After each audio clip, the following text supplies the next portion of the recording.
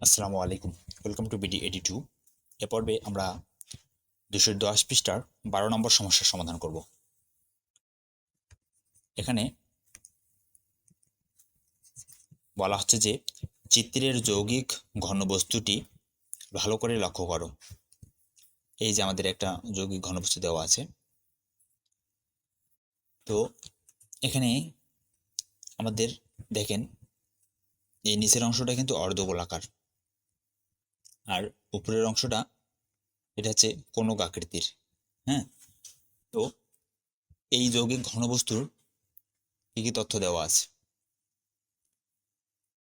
এটা হচ্ছে একটা 10 সেন্টিমিটার, এখান থেকে এটার দূরত্ব, আর এই এখান থেকে এটার দূরত্ব উচ্চতা দেওয়া আছে 10 সেন্টিমিটার। ওকে, এখন আমাদেরকে প্রশ্ন করা হচ্ছে যে ঘনবস্তুটির হেলানো তলের দৈর্ঘ্য কত।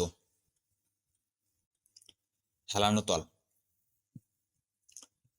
অর্থাৎ আমাদের যে ঘনবস্তু আছে এখান থেকে এই যে দৈর্ঘ্যটা এটা কত, এটা আমাদেরকে বের করতে হবে। তো চলেন আমরা প্রশ্নে যাই হেলানো তলের দৈর্ঘ্য বের করার জন্য। প্রদত্ত চিত্রের ঘনবস্তুটির উপরের অংশ কোনক আকৃতির, যার উচ্চতা h = 10 সেন্টিমিটার। এই কোনকের উচ্চতা হচ্ছে 10 সেন্টিমিটার এবং ভূমির ব্যাসার্ধ r = 10 সেন্টিমিটার। এই কোনকের ভূমির ব্যাসার্ধ 10 সেন্টিমিটার। এখানে হেলানো তলের দৈর্ঘ্য L হলে, এটা যদি L হয়, ধরে নেন L, তাহলে এই L এর মান কত আমাদের বের করতে হবে। তো আমরা ডিরেক্ট লিখে ফেলছি যে L² = r² + h²। এটা কিভাবে লিখলাম চিন্তা করেন। L হচ্ছে অতিভুজ, মনে করেন লম্ব হচ্ছে ভূমি, সরি, এটা হচ্ছে লম্ব আর এটা হচ্ছে ভূমি। তাহলে এটা কি সমকোণী ত্রিভুজ, তাই না? এখানে সমকোণী ত্রিভুজ তৈরি হয়েছে দেখা যাচ্ছে। তাহলে সমকোণী ত্রিভুজের সমান আমরা পিথাগোরাসের উপপাদ্য অনুযায়ী কি জানি, অতিভুজ স্কয়ার সমান লম্ব স্কয়ার প্লাস ভূমি স্কয়ার। তাই এই সূত্রটা আমরা ব্যবহার করছি। এখানে লম্ব হচ্ছে আর, আর মানে ভূমি হচ্ছে আর লম্ব হচ্ছে h। তো এখান থেকে যদি আমরা এখন এখানে দুইটার মান 10, প্রত্যেকটাই 10 করে, তাই না? এটাও 10 এটাও 10, তাহলে আমরা 10 10 করে নেই। তাহলে এখানে 10 10 স্কোয়ার, তাহলে এখানে 100 100 200। এল এর স্কোয়ারটা এদিকে নিয়ে আসলে তাহলে √200। এটাকে যদি আমরা একটু ভাঙ্গাই লিখি, মানে এরকম ধরেন রুট আছে, এই যে 2 × 100 করলাম। এখন এটাকে কি লেখা যায়? 100-এর উপরে 10-এর উপরে স্কোয়ার দিলে কি হয়, এটাকে আবার এখানে লিখলাম। এই যে 10-এর উপরে স্কোয়ার রুট কাটা যাচ্ছে, তাহলে 10টা সামনে ফ্রি হচ্ছে, আর এই রুটটা গিয়ে √2 এর উপর করতেছে, এই তাহলে 10√2। এই জন্য এখানে আছে এটা সমান লেখা যায় 10√2। তাহলে এল এর মান বেরোলো আমাদের 10√2, অর্থাৎ আমাদের এই যে হেলানো অংশের উচ্চতা এটা হচ্ছে 10√2, এর পরিমাপ এত সেন্টিমিটার। এখন এটা হচ্ছে আমাদের প্রথম প্রশ্নের অ্যান্সার শেষ। দ্বিতীয় প্রশ্ন কি বলছে, ঘনবস্তুটির উপরের অংশের ক্ষেত্রফল নির্ণয় করো। অর্থাৎ এই যে কোন আকৃতির অংশটা আছে এটার ক্ষেত্রফল আমাদেরকে বের করতে হবে। তো চলেন আমরা সমাধানে যাই। প্রদত্ত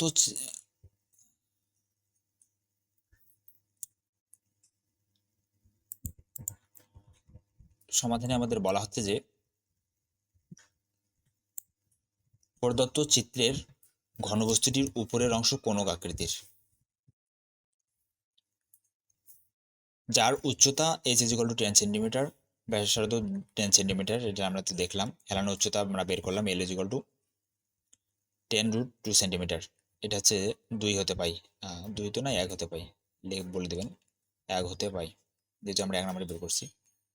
আচ্ছা, আমরা জানি যে কোনকের বক্রতলের ক্ষেত্রফল, কোনকের বক্রতলের ক্ষেত্রফল πr/l বর্গ একক। এটা হচ্ছে সূত্র, বইয়ে আছে, দেখে নেবেন। এখন পাই এর মান কত, 3.1416 ইন্টু আর এর মান হচ্ছে 10, এল এর মান হচ্ছে 10√2। এই তিনটা অংশ গুণ করলে আমরা পাবো 444.29 বর্গ সেন্টিমিটার। এটাই হচ্ছে এই কোনকের ক্ষেত্রফল, এতটুকুই। এখন আমাদের তৃতীয় প্রশ্ন কি? তৃতীয় প্রশ্ন বলছে যে ঘনবস্তুটির সমগ্র তলের ক্ষেত্রফল, অর্থাৎ এই কোনক, এই অর্ধগোলাকার দুইটারে ক্ষেত্রফল আমাদের নির্ণয় করতে হবে।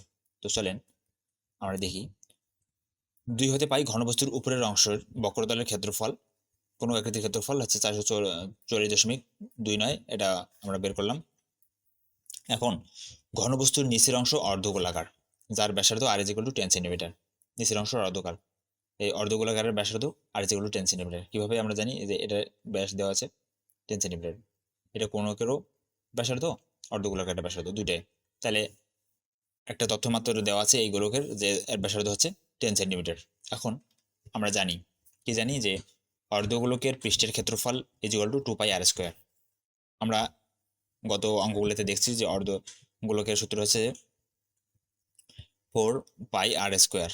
গোলকের ক্ষেত্রফল নির্ণয়ের সূত্র 4πr²। যেহেতু এটা অর্ধগোলক তাই এটাকে 2 দ্বারা ভাগ করলে এই 2 দিয়ে কাটা, তাহলে 2πr²। এই জন্য এখানে 2πr²। হ্যাঁ, অর্ধগোলকের ক্ষেত্রফল নির্ণয়ের সূত্র। তাহলে এখন এখানে যদি আমরা মান বসে দিই, 2 × পাই এর মান জানি, আর এর মান আছে 10, তার উপরে স্কোয়ার, তাহলে এই সম্পূর্ণ অংশটা ক্যালকুলেশন করলে আমরা পাবো 628.32 বর্গ সেন্টিমিটার।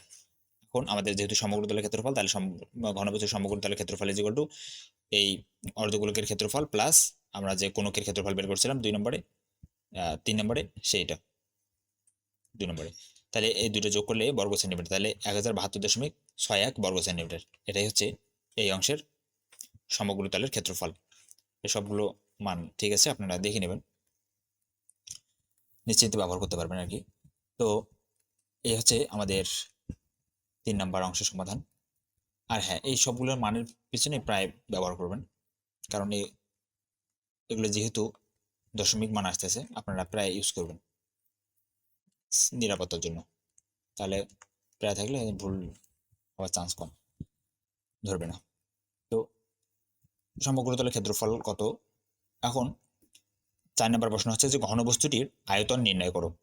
এই ঘনবস্তুটির আয়তন, এর আগে আমরা ক্ষেত্রফল দেখলাম, এখন আমাদের আয়তন নির্ণয় করতে হবে। তো চলেন চেষ্টা করি আয়তন নির্ণয় করার। প্রদত্ত চিত্রের ঘনবস্তুটির উপরের অংশ কোন আকৃতির, যার উচ্চতা এত, ব্যাসার্ধ এত, এগুলো তো আমরা জানি। এখন আমরা জানি যে কোনকের আয়তন এর সূত্র হচ্ছে 1/3 πr²h। হ্যাঁ, তো 1/3 পাই এর মান তো আমরা জানি, আর এর মান কত 10, h এর মান কত, এটাও 10। তাহলে এই সবগুলো মান গুণ করলে আমরা পাবো 1047.2 ঘন সেন্টিমিটার। এটা হচ্ছে কোনকের আয়তন। কোনকের আয়তন 1047.2 ঘন সেন্টিমিটার। এখন আমাদের অর্ধগোলাকার আয়তন লাগবে। ঘনবস্তুর নিচের অংশ অর্ধগোলাকার, যার ভূমির ব্যাসার্ধ r = 10 সেন্টিমিটার। তাহলে অর্ধগোলাকার আয়তন অর্ধগোলাকার আয়তন, গোলকের আয়তন নির্ণয়ের সূত্র হচ্ছে 4/3 πr³। আর এটা যেহেতু অর্ধগোলাকার এই জন্য ভাগ 2 দিছি আমরা। তো এই দুটা ক্যালকুলেশন করলে আমরা 2/3 πr³ পাচ্ছি, এত ঘন একক। তাই এই তিনটা অংশের মানও যদি আমরা বসাই দেই, পাই এর মান, আর এর মান 10, তারপরে কিউব, তাহলে এখান থেকে পাচ্ছি আমরা 2094.4 ঘন সেন্টিমিটার। তাহলে অর্ধগোলাকার আয়তন এটা 2094, আর আমরা কোনকের আয়তন পেলাম 1047। তো দুইটা যদি আমরা এখন যোগ করি, যে ঘনবস্তুটির সম্পূর্ণ আয়তন = এই যে 2094.4 যোগ 1047.2 ঘন সেন্টিমিটার, দুইটা যোগ করলে আমরা পাচ্ছি 3141.6 ঘন সেন্টিমিটার প্রায়। এই হচ্ছে আমাদের সমস্যার সমাধান। আশা করি আপনারা বুঝতে পেরেছেন। তো ধন্যবাদ সবাইকে।